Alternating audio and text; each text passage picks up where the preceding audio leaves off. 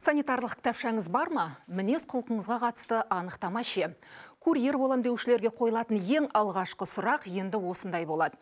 Өйткені жаңа жылдан бастап жаңа талап енгізілді, демек, бұдан былай кім көрінген курьер бола алмайды. Жеткізу қызмет арқылы нәпақасын айырып жүрген келіншекпен әріптесім Инара Барсақбаева тілдесіп қайтты.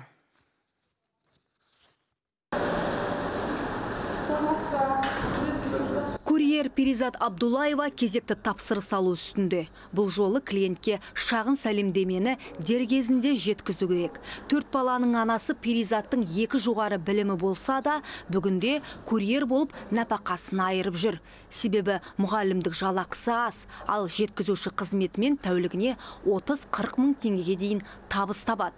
Курьер болу біріншіден төзімділікті қажет ететін айтады көп балалана. Жеткізу қызметін жүргесін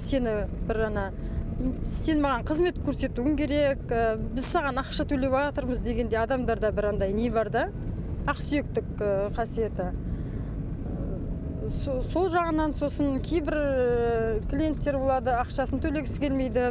Тапсырыс жеткізу барысында курьерлер түрлі оқыс оқиғаларға да тап болады. Нәзік жанды қыз келіншектер жеке басының қауіпсіздігі үшін де қатты алаңдайды. Бізде бір қызда болды, мұндай случай, жақсы жер, оның қасында жолдасы болды, екеуі бірге жүрген ғой.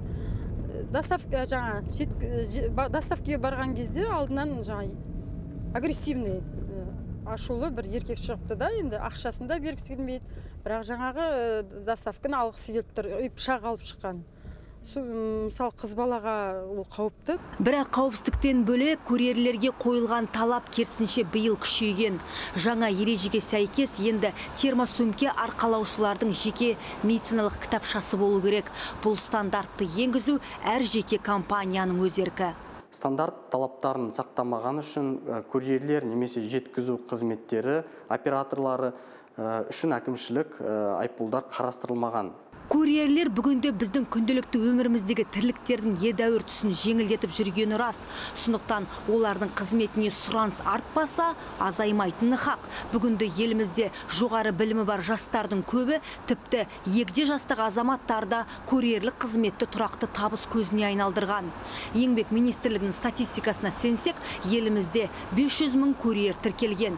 Қолданысқа енгізілген жаңа стандарт тамақ тасушы қызметінің сапасын біршама жақсартады айтады тұрғындар. Медициналық кітап бізге ең алдымен жұқпалы аурулардың таратпау үшін қажет, және де қауіпсіз тамақтарды әкелуге де маңызды деп ойлаймын. Қолдаймын, ойлаймын керек, ол негізі адамдарға тамақ тасиды, чтобы зиян келтірмеу үшін медицинский кітап болу керек. Айта кетейік, тамақ жеткізушілерге қатысты жаңа стандарт жаңа жылда күшіне енді. Маңызды құжатта курьерлердің тек медициналық кітапшасы ғана назарға алынбаған. Енді жаңа нормаға сәйкес олардың мінез құлқы, көпшілікпен қарым-қатынасы да ескерілмек. Инара Барсақбаева, Нұғман Әбілдаев, 7-ші арна.